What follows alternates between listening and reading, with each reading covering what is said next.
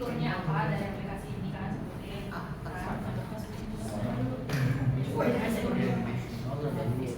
sudah siap?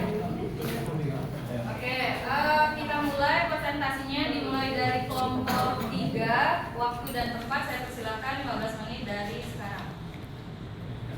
Baiklah, Assalamualaikum warahmatullahi wabarakatuh.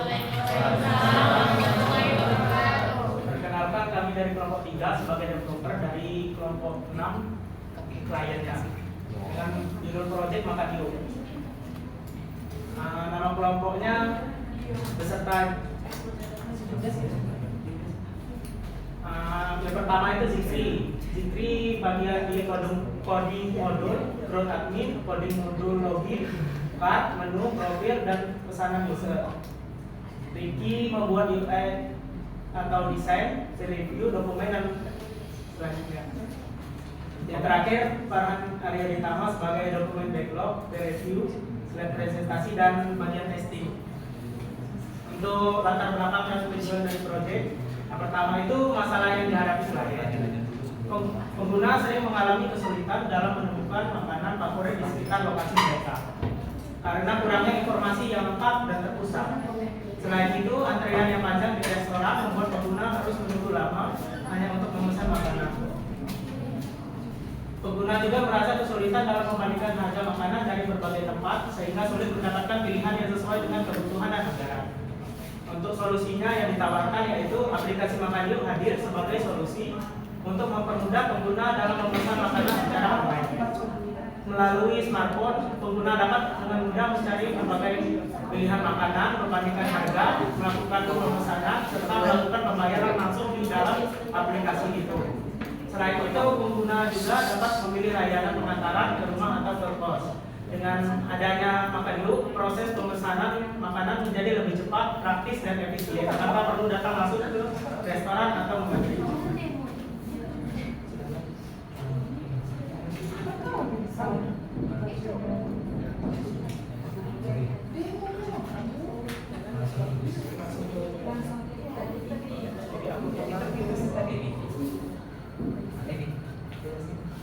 Baiklah, ini adalah activity diagram bagi user itu memulai dari aplikasinya itu kita dari kolom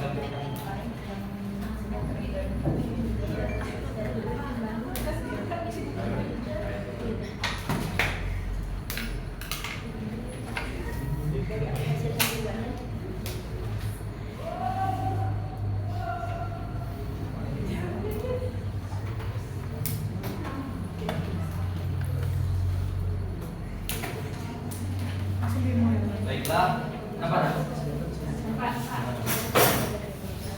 Yang pertama itu user itu login dan yang pertama user itu mendownload aplikasinya itu Makadio yang tertera di link yang kita sudah sediakan di Google Drive. Yang pertama itu kita masukkan emailnya.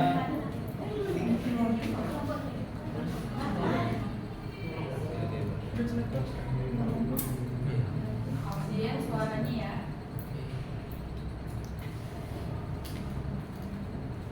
Yang pertama itu kita daftar dulu bagi yang belum punya akun, masukkan nama lengkap kita, masukkan nomor email,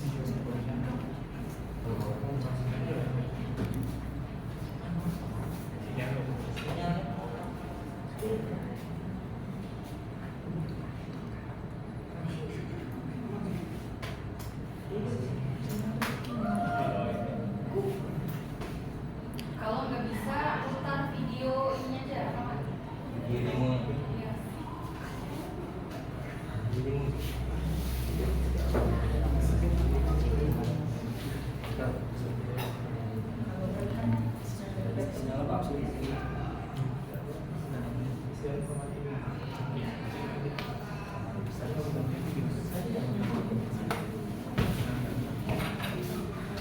kita sudah masuk ke dashboardnya. Itu kita sebagai user itu kita pilih menu, misalnya kita mau ayam geprek gitu kan.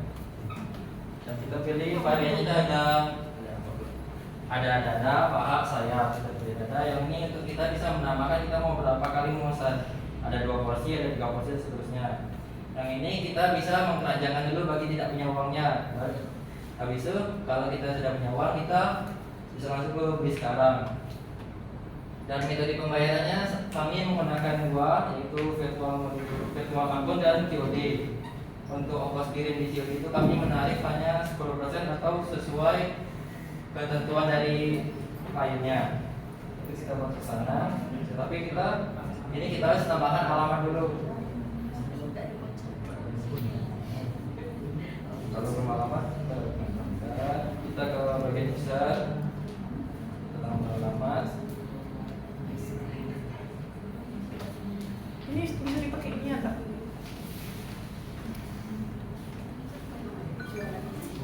Pakai apa lagi? Tapi ini dia simpel. Harus diagam. Nah, selanjutnya itu save out. Intinya kita buat pesanan dan sistem proses pesanan kita, baru kita langsung ke dashboard adminnya. Di sini admin itu mengelola semua pesanan yang masuk. Nah, di sini kan terdapatnya dari kita pesan, yaitu ayat kedua. Nah, ini kita menunggu konfirmasinya apakah kita terima atau tolak. Ini kita terima. Sedangkan yang di user itu mendapat bahwa pesanan itu sedang dimasak. Lanjut ke admin, kita langsung antar pesanan dan pesanan sedang diantar. Begitu juga di tampilan untuk di usernya itu sedang diantar. Nah, kita langsung ke selesaikan pengiriman. Itu menerima pengirimannya. Di sini kita bisa memberi rating untuk makanannya, misalnya ini ya. Nah, itu sistem menyimpan di database dan nanti akan ditampilkan di sini rating.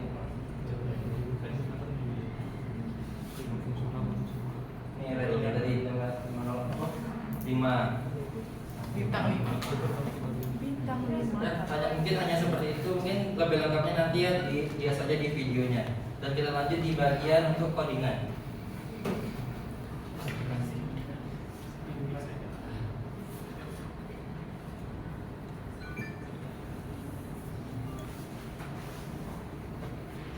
Nah, selanjutnya itu untuk arsitektur. Di sini kami menggunakan 2 aplikasi. Yang pertama itu aplikasi makan user khusus untuk user sendiri, dan yang aplikasi kedua itu ada aplikasi untuk admin restoran.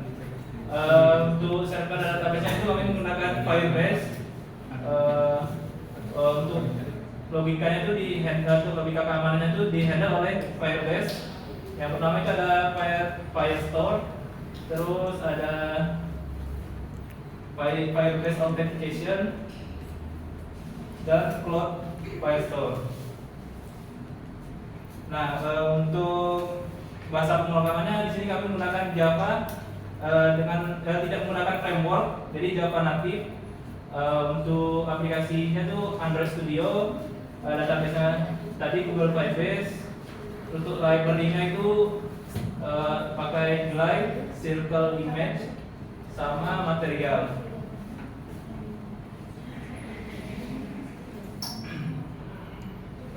Selanjutnya saya akan menjelaskan bahwa arsitektur aplikasi kami itu berbasis serverless sebenarnya, tapi lebih mendekati ke NTR karena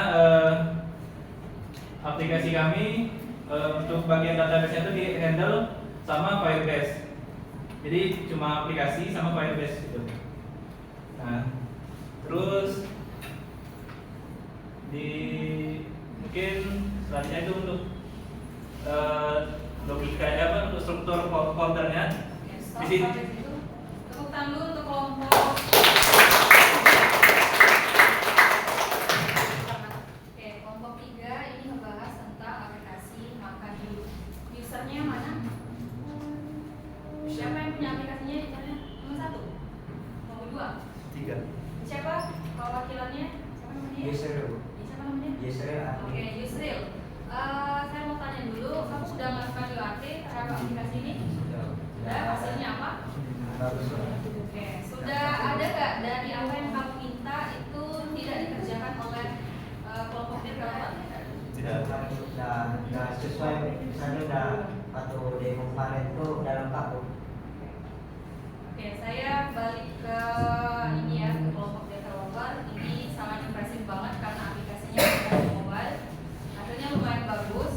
Saya masuk ke pertanyaan dulu. Saya mau ke Farhan.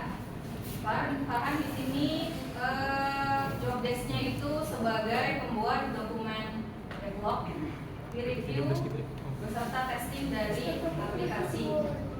Oke, untuk Farhan saya mau tanya, berdasarkan prinsip testing yang kamu ketahui, jenis testing yang sudah kamu kerjakan untuk aplikasi ini untuk memastikan bahwa aplikasi ini lulus uji, itu jenis testing apa aja?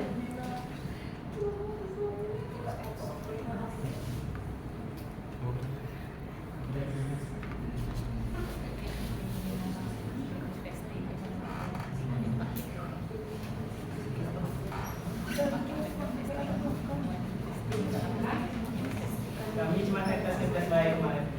Menurut aku yang disesuaikan dari kertas dari kliennya. Misalnya kalau ada apa login, terus itu disesuaikan kayak gitu terus ke situ. Oke, berarti kamu hanya mengetes skenario positifnya berdasarkan apa yang ditulis di dokumen test case. Oke, sekarang coba buka aplikasinya kembali. Kamu pernah mencoba untuk negatif test case nggak? Negatif test case itu artinya mencari bug. Caranya gimana? Coba kamu melakukan testing di luar test case yang benar.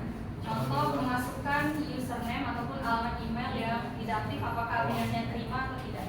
Kemarin kami coba ngetes kemarin sih. Yang negatif misalnya emailnya ya misalnya lu buka tes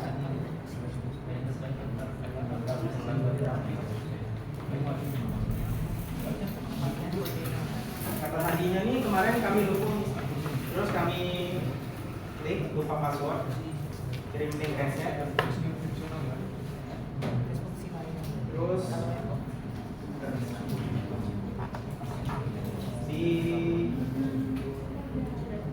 bagian spamnya ini muncul guys, ganti kata sandi, terus kami klik. Berarti aplikasinya hanya menerima email aktif. Iya, menerima email aktif. Oke, coba sekarang kalau dia pakai email nggak aktif, hasilnya seperti apa? Pernah nggak dicoba? Belum. Ini bagaimana?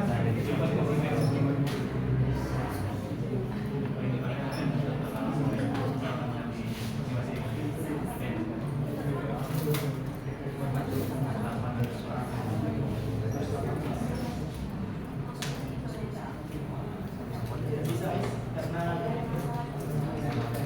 sebenarnya mana salah kan? Namanya login gagal. Ini ada password karena 8 kan? Oke, ini karena emailnya belum terdaftar ya. Kamu login, maksud saya itu kamu daftar pakai email yang nggak aktif. Bisa nggak nanti emailnya dipakai buat login? Gimana kan apa ini? Email yang tidak aktif itu maksudnya email yang nggak ada akun emailnya, yang Nggak ada namanya. Misal 123@gmail.com.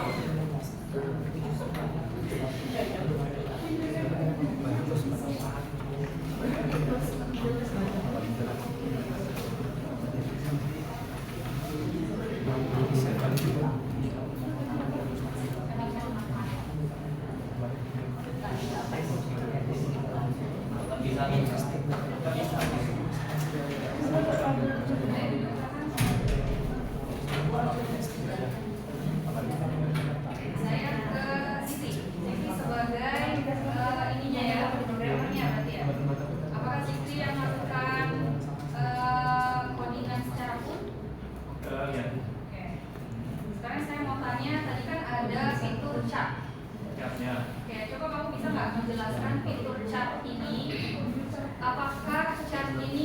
simpan secara ini ya, ada sessionnya, atau ketika aplikasi ini dihapus itu dihapus dari latar Kalau belakang. hilang itu. Ya. Itu kesimpan atau enggak? Kesimpan. Jadi aplikasi kami mungkin ini Boleh lihatin codingannya. mungkin ini dulu di untuk bagian database itu. Nah, jadi di sini tabel-tabelnya tuh yang ada di Firebase itu ada 5 tabel. Nah, di sini ada tabel user terhubung ke tabel address, terus tabel orders. Nah, tabel orders ini tersambung ke cart item. Nah, jadi jika user memasukkan produk ke belanja, dia tersimpan ke database Firebase ini. Mungkin codingannya di sini, Mas.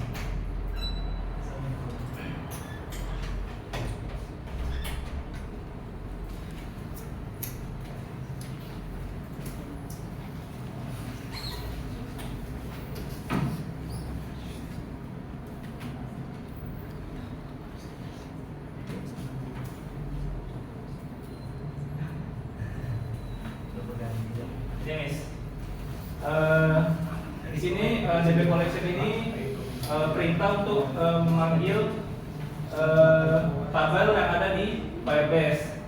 Nah, di sini ada DB collection user, jadi dia mengambil tabel user, terus current user ID ini tuh ID dari user tersebut, terus dimasukkan ke collection yang namanya card. Jadi di database itu ada collection yang namanya card untuk menyimpan semua objek-objek untuk card item. Ini ada card item. Terus mungkin dicoba aja. Kita coba dulu contoh.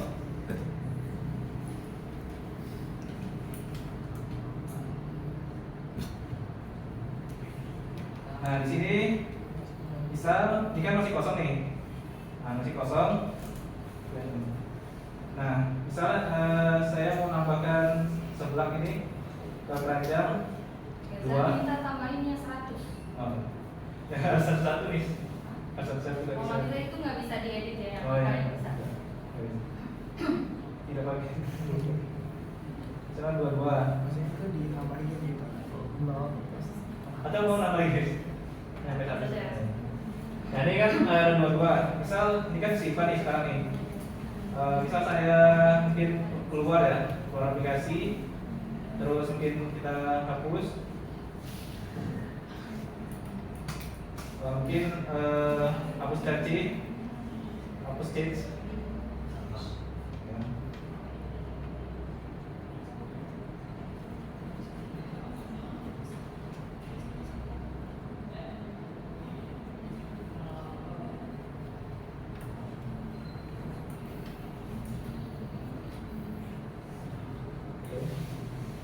Nah, untuk ininya masih tersimpan di keranjang. Bisa di check out. Jika ingin check out, kalau ingin menghapus, tinggal dihapus. Oke, cukup. Saya ke Rifki. Rifki ini ke bagian UI dan UX serta dokumentasi desain. Sebelumnya kamu juga mengerjakan dokumen backlog. Saya mau tahu dulu ada berapa sprint yang kalian kerjain? 7, dari 7 ada yang statusnya apa? Semuanya? Semuanya dan. Saya mau tanya, kamu sebagai sistem analis untuk proyek ini, apa dasar kamu menentukan urutan selama menentukan prioritas dari user story yang kamu tuliskan di dalam setiap sprint? Apa ininya? Pertimbangannya? Nah, itu mungkin kami ini kan yang paling mudah juga yang paling lebih Zikri ngertiin, dan juga paling YouTube yang paling kayak mudah dia mengerti kan. Apa nengok itu kan perlu dipelajari lagi ya. Kami cari yang mudah dulu lagi, yang switch-nya terakhir. Sama untuk yang terhubungnya, misalnya di sprint 1 ini kan kami berfokus ke pelanggan. Jadi yang sebetulnya kami campurkan itu ada di sprint 3 itu baru kami mengerjakan untuk usernya. Jadi kami patok itu tuh ke user dulu biar orang tuh melihat apakah bisa dengan sesuai dengan mereka mau. baru kami langsung ngurus di bagian admin komunitas. Ay, sorang. Oke, saya mau tanya ke usernya, kamu memang minta fitur admin? Ya, dan supaya bisa tahu hasil dari pemberian ibu. Oke, kalau untuk fitur admin ini kamu minta spesifik nggak? Harus berdasarkan platform apa dia basisnya atau dibebaskan? Karena yang saya tahu tadi Pak ini ya, tetap masang mobile, adminnya juga mobile aplikasinya. Kita kan mobile itu aplikasinya. Tak ada HP ya. Ya. Perwakilan. Ada namanya mau diambil itu. Supaya kita bisa lebih gampang itu lebih simpel yang merumuskan dari aplikasi ini. Saya saja kan. Oke, menurut Rifki, ya kan? Karena kita kalau misalnya menerjemahkan permintaan dari user ini kan user tahunya saya mintanya itu gampang dibuat atau gampang digunakan, ya enggak? Nah, kamu sebagai sistem analis coba bagaimana cara kamu menerjemahkan permintaan user yang awam itu, ya kan, menjadi sebuah sistem yang bisa dimengerti oleh programmer tersebut. Untuk kami menerangkan dari user ke programmer kami. Ya, nanti kan kami harus itu kami itu user itu kan minta untuk kayak apa untuk apa di fitur tambah menu itu. Nah, pas kita tambah menu itu ada nama produk, deskripsi, harga, dan gambarnya. Nanti kami minta spesifik itu tentang itu aja. Untuk menambahkan itu biar nanti tampil di bagian usernya. Yang ini kami didesain juga.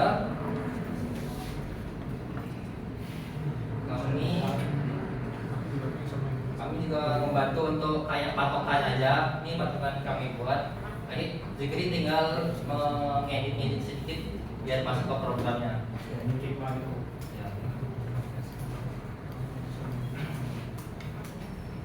Oke, udah boleh ditutup.